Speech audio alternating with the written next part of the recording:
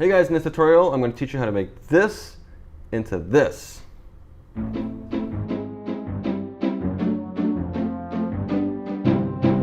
Hey guys, welcome to Kelvin Designs. My name is Kelvin and I design, and that's why it's called Kelvin Designs. Click right here to subscribe to my YouTube channel and get all these episodes as they come out, and click below here to sign up to my newsletter and get all the goodies for this tutorial and all my other free tutorials. In this lesson I'm going to teach you how to make a composite from these elements and turn it into this.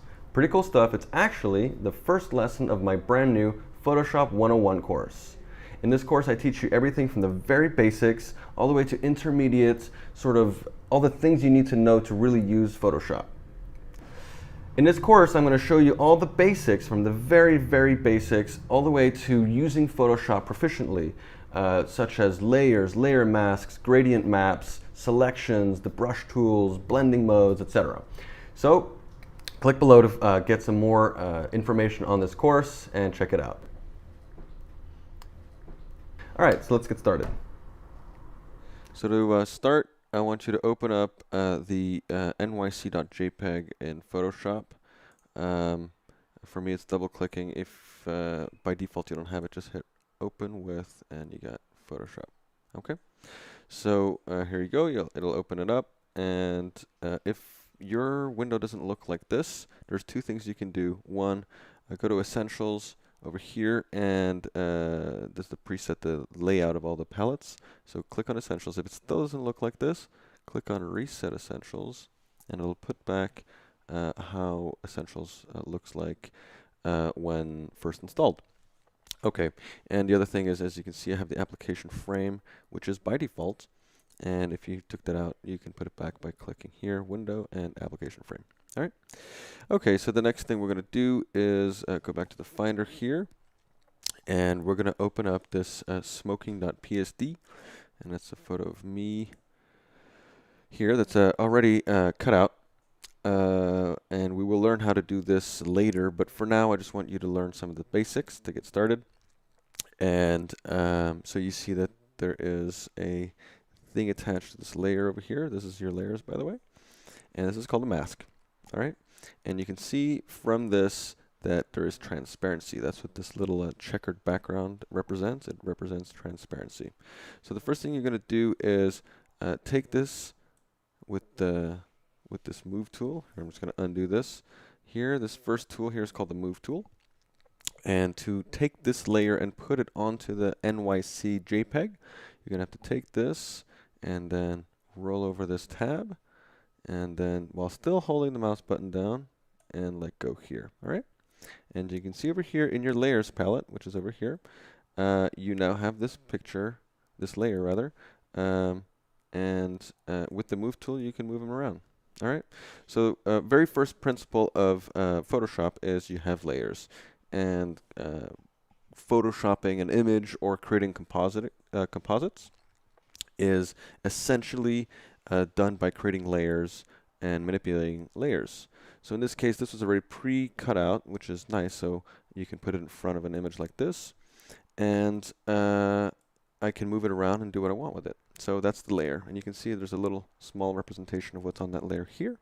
Okay, and that's this layer. A quick little note: this was originally a raw file taken with a camera, so it's not a JPEG, it's a raw file format. And when you manipulate those kind of files in Photoshop, Photoshop opens up what's called Camera Raw. So to see what that looks like, you can double click on this little icon over here, and it'll open up Camera Raw, as you can see.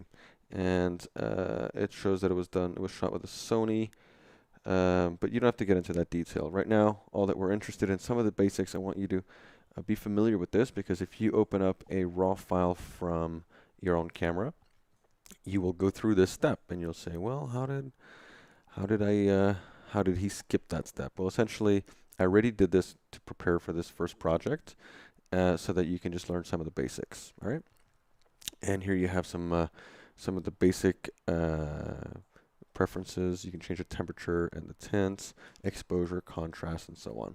All right, so I've already prepared this file exactly how I want it, so I just wanted to show you that. All right, so cancel, So this layer is essentially a link to this raw file, which is why that little icon shows here. Okay.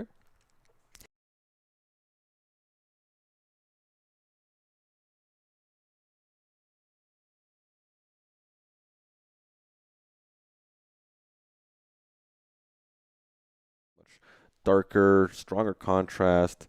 This is lower contrast in the background and kind of has a tint. Okay.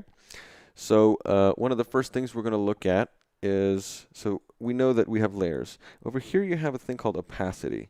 So if I click on this and I lower it, it's actually making this layer kind of semi-transparent. So that's what the opacity of the layer is, okay? I'm going to keep this back to 100. And another very important part of manipulating layers that you should know is the transform, okay?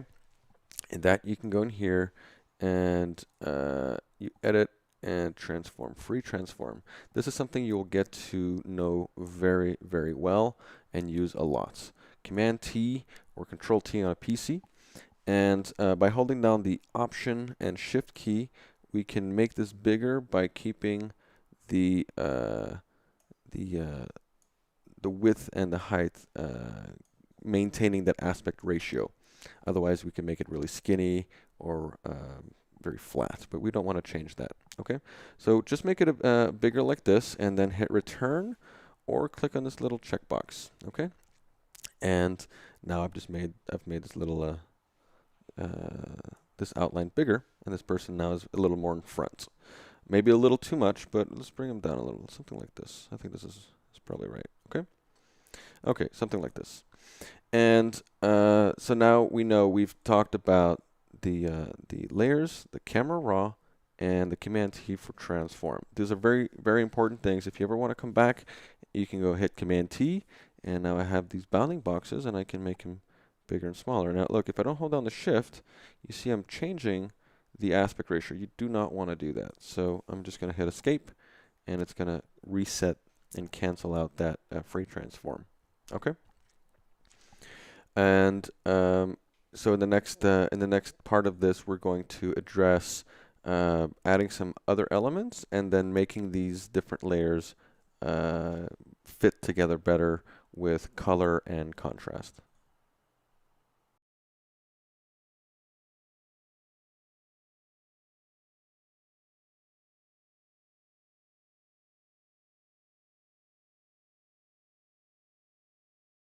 The smoke over here, and we got sky over here. Okay, so let's start with smoke. I'm going to go ahead, same as before, with the Move tool selected. Take this and drag it over to New York City.jpg, and then once I'm over here, drop it over. Okay. All right, and so we just want the smoke to show, not the black. So there is a neat little trick that you should that I'm going to show you right now, which is if you want anything that's black to disappear but have the white still show, there's a thing called the blending mode. So blending mode is how this layer interacts with whatever is below it. And in this case right now it's set to normal, which means it's just opaque wherever I paint on it. And if I use an eraser, which I can show you here by taking the eraser tool, I can erase stuff from here and it would erase part of this layer, which I do not want to do. So I'm going to undo that. But if I go here, and there's a lot of different modes to go through, but for now let's just keep it really simple. And if you do screen, you'll see that the black is transparent and the white is not. So that's pretty simple. All right, go back to the Move tool, or V, and I'm going to do a transform again. So Command T, or you can do it up here, transform, free transform. And I'm going to right click over anywhere on this layer here, and I'm going to hit flip horizontal. Okay, so now it's the other way. And I'm going to shrink this down. Now the smoke I'm not too concerned about squeezing in one way or the other because it's smoke. It's kind of, it can be whatever, it could be squeezed like this, not like a face, which would look completely distorted. All right, and I kind of want to rotate it, so just stick outside of the transform box, and it becomes a rotate. So that's kind of cool. Do something like this. I can use the arrow keys if I want to just do a few short movements. So something like this. I kind of like the way this looks, and I'm going to hit return. Okay. Now, if I zoom in, which you can do Command and then the plus, or you can zoom in here, down here. You can change this, or you can use the zoom tool. Zoom in, you see 50%. Zoom in again. You see that line right there? That's because it was a straight edge, okay? So we want to fix that. We're going to take the eraser tool and right click, and here it tells you the size and the hardness. So we want something, see this is too big. All right, let's make something maybe 80. That seems right, about something like that, maybe a little smaller. And then if that means hardness is at 0. So if I go ahead and erase some here, all right, it's very soft. You see that edge is very soft. I want it to be a little harder for this edge over here and a little smaller, okay? This edge needs to be just a little, there you go, something like that, right? And I can take the move tool again, and with the arrow key, down, down, down, left, left, left, bring it down, something like this. Another thing I want to do is bring it behind. So I bring it behind, I drag it behind the outline of me. All right. So if I move it now, it's always going to stay behind this other layer. Isn't that cool? All right. So bring this like this, something like that. Okay. Let's zoom out. So take the zoom tool again and hit the Alt. See that it becomes plus and minus. So Alt goes behind. Okay. So now we see that smoke. It's pretty good. However, it's pretty strong. I suggest you can double click on here and hit 60. So 60% opacity so that that smoke is a little more transparent. Okay. And the other thing we want to do is go and find the sky here. And same thing with the move tool. Click and drag and go over here and drop it there. And we're going to bring it down here below the smoke. Okay. Now I'm going to hide me. And by the way, as soon as you start adding a few layers, it's a good idea to start naming them. So to name them, you just double click here. And you can, let's call this man. And then this is the smoke. All right. We'll double click this and call this smoke. Oop, my caps lock was on. So smoke like this. And then this is the sky or clouds. Let's call this clouds. Okay. And the background can remain background. Okay. So then I'm going to hide this and I'm going to hide this. What I want to do here is select the entire part that is the sky. All right. Because I want to add these clouds in the sky. So to do that the easiest way, select this tool here, which is the quick selection tool. And the size 28. Sample all layers should be on. And you should have this selected, okay? And then now what I'm doing here, I'm automatically, look at that, it automatically selected the whole sky, all right? For this first example, usually when we do selections, we get a lot more detail and make sure that it's very clean. But just for this first introduction and getting started, we'll keep it this simple, okay? So we have the selection, and now I can go into the clouds. I click on the clouds layer, all right? So here I have the background layer selected. Now I have the clouds layer selected. And earlier I mentioned the mask. Now what do masks do? Masks basically hide certain parts and reveal other parts of a same layer, okay? So here if I click on this add layer mask while I have this selection, it'll turn this selection into a layer mask. See what it did? It created this layer mask and it hid everything that was outside of the selection, all right?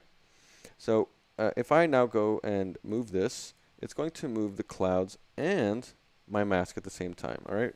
So we don't want to do that right now. What we do want to do is manipulate the sky, but leave the mask be as it is. So that's what this little chain does, this little link. So we can unlink it, and now notice how this, I now have the layer selected, this has the mask selected.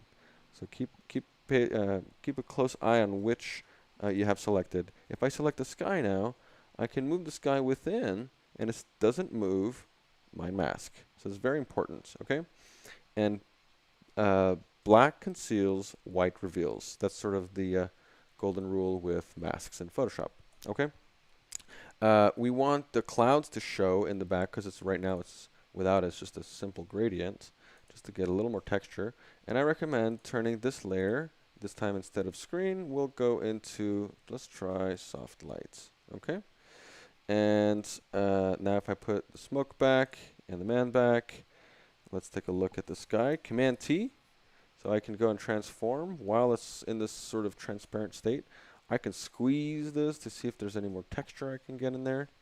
And it's a little more texture. It's just a little more it's not quite as flat as it was. Okay, hit OK. It is kind of hidden by the fact that there's smoke coming out of the cigarette, so you don't see the clouds as strongly, but it does add a little more texture. Okay, so now we have our clouds, our smoke, and our man.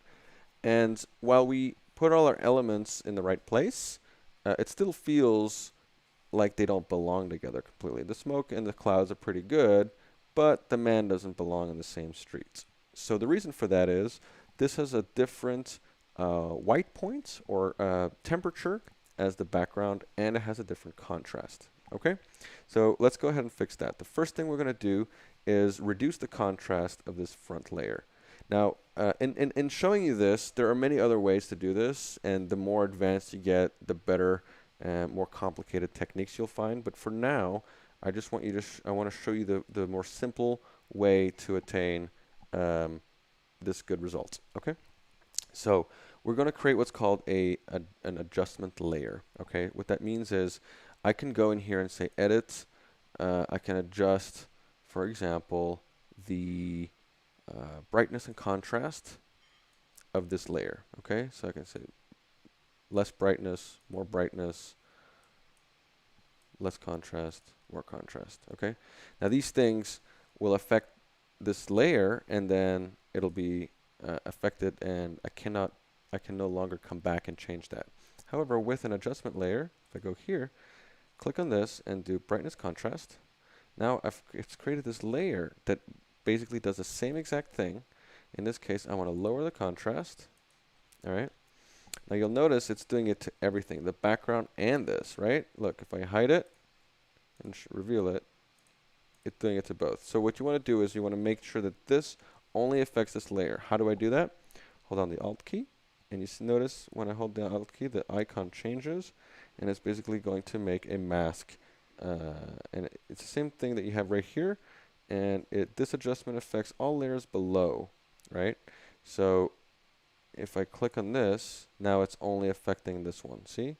Before, after. Only this one. So this is tied to this layer, okay? For this example, we're going to use the legacy. So it's the older method of brightness and contrast. It's a little more destructive, but just for this example, make sure you check that. So now when I lower the contrast, it's much stronger. And increase the brightness. Well, actually, let's leave the brightness as it is. So essentially, I don't want the dark in here to be any darker than this. So let's try minus 25 is pretty good. Okay. All right. Now we're going to try to give it the same tint, and we're definitely going to tint this whole image. So let's create a new adjustment layer, and this time we're going to use what's called a photo filter. Photo filter is essentially, imagine you're taking a photo, and instead of an ND filter, you have a warming or a cooling filter. So that's what that is. In this case, we're going to click up here, and we're going to take a cooling filter, and we're going to crank it up, the density pretty high up. Okay, now it's definitely cooling down this whole photo. But look at how these two somehow feel like they belong. They're more together than they were before. Yes, they definitely have a bunch of different colors, and I'm exaggerating this look, but it's so that you can really see it. Maybe tone this down a notch, 30 or even 25. Okay, something like this. But somehow that white point is more even between this and this. Okay, there's maybe a little more contrast in here, so we can adjust that. But like I said, I want to get you started in understanding some of these basics. And then one more thing is I'd like to make the skin tones of this person, of me, warmer, nicer. So let's create another one and photo filter. This time warm. And let's crank it up quite a bit. And you have different ones. You have this number 2, number 3. Kind of like this one. Let's do this, okay? Now, it totally canceled out the blue in the back, but what I want to do is I want this for the skin tones. So remember I said black conceals, white reveals. Right now this whole mask is totally white. If you click on here to make the foreground black, and then you go to edit fill, let's foreground color or black. Let's just do black like this. Now it's all hidden. This doesn't make no difference at all. So now we're going to take a look at the brush tool. Click on the brush tool over here, or hit B, and let's zoom in, which you can do by doing a command plus or minus. Minus zooms out. Okay, we can hide this for now. Okay, and in the brush right now it says opacity is 50. Let's bring that down to 30. Okay, so that when I brush, and I want to brush white on my mask. Let me just show you first. I'm going to make a layer here, and let's just pick a color like red so you can see what I'm talking about. At 100%, this red looks like this. Okay, this is what the brush tool looks like. And if I bring this down to, say, 30, now my red looks like this. Right? It's transparent. All right? Now we don't want to brush these colors on here. What we want to do, so I'm going to go ahead and delete this layer. What we want to do is in this mask that warms it, so let's call this cool and warm. I want to make the skin tones warm. All right? So with a 30% opacity, and let's go ahead and make this a little bit smaller, something like 200. Okay? I can go in here, and with the white, I'm brushing, okay? And you can see it slowly warming up the skin tones, right? I'm painting essentially on here. The space bar turns your cursor into the hand tool so that you can move your artboard around, all right? So I'm going to go ahead and warm all this up, something like this. I kind of go a little bit further just so that it doesn't have a sharp edge, okay? Let's do the hand as well. That's pretty good. All right, and if we want to, let's just make it 350 size. That's much bigger. And just kind of go over it just so that I don't have any too strong edges. Before, after. Now, I could do a perfect selection, but for now, I really want you to get the feel of how and why we're doing this. So I'm going to zoom out again. And before, after. We could argue that it's a little strong, so we can tone this down a bit. Okay? So it's a little more neutral. But look, before we changed the color, it was like this, and then after, granted we lowered the saturation, or sorry, the contrast and saturation, it blended everything together. Here it looks like it was copy pasted, and here it looks like it could have been taken, the photo could have been taken right in front of there. All right, so that covers the brush tool and the opacity. We did the little eraser. We did some basic selections, and you've seen how the masks work. So very important.